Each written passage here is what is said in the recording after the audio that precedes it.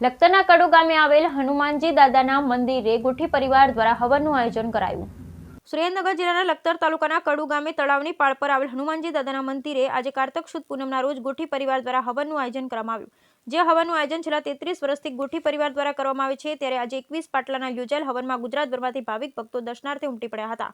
અંદાજે 200 વર્ષ પણ જૂની કડુ તળાવની પાળ પર આવેલ અલૌકિક હનુમાનજી દાદાના આ મૂર્તિ આજે કારતક સુદ પૂનમના રોજ ગુજરાતભરમાં વસતા ગોઠી પરિવારના ભાવિક ભક્તો કડુ ગામમાં આવેલ હનુમાનજી દાદાના મંદિરે દર્શનાર્થે આવે છે। જે મંદિર આજે વહેલી સવારથી ભક્તોની ભીડ જોવા મળી। દર્શનાર્થે આવતા તમામ લોકો માટે અહીં સવારે ચા નાસ્તાથી લઈ બપોરે જમવાની વ્યવસ્થા કરવામાં આવે। આજે હવનની પૂર્ણાહુતિ બાદ અંદાજે 1200 થી 1300 ભક્તો અહીં પ્રસાદી રૂપે મહાપ્રસાદ લીધો। આ મંદિરની બાજુમાં ગોઠી પરિવાર દ્વારા એક મોટો હોલ બનાવવામાં આવ્યો છે, જેમાં અહીં આવતા યાત્રાળુઓ હાલમાં વિશ્રામો તથા રસોડાની વ્યવસ્થા કરી શકે છે। દર વર્ષે યોજાતા આ હવનમાં આગામી 12 વર્ષ સુધીના રસોડાના દાતાના નામ અગાઉથી લખાઈ ચૂક્યા છે।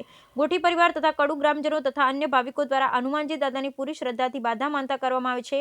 આ જગ્યા પર કડુ ગામના સેવાભાવી લોકો દ્વારા વૃક્ષો વાવી સુંદર રમણીય સ્થળ બનાવવામાં આવ્યું છે। ઉલ્લેખનીય છે કે હનુમાનજી દાદાના આ મંદિરે કડુ ગ્રામજનો દ્વારા છેલ્લા 94 વર્ષથી ચૈત્ર સુદ પૂનમના રોજ હવનનું આયોજન કરવામાં આવે છે। ખૂબ અનેરું મહત્વ ધરાવે છે કડુ તળાવની પાળ પર આવેલા હનુમાનજી દાદાનું આ મંદિર, ત્યારે આજે હવનનું આયોજન કરતા ગુજરાતભરમાંથી ભાવિક ભક્તો ઉમટી પડ્યા હતા અને હનુમાનજી દાદાના દર્શન કરી ધન્યતા અનુભવી હતી। Bureau report Chandrasinh Zala, Lakhtar.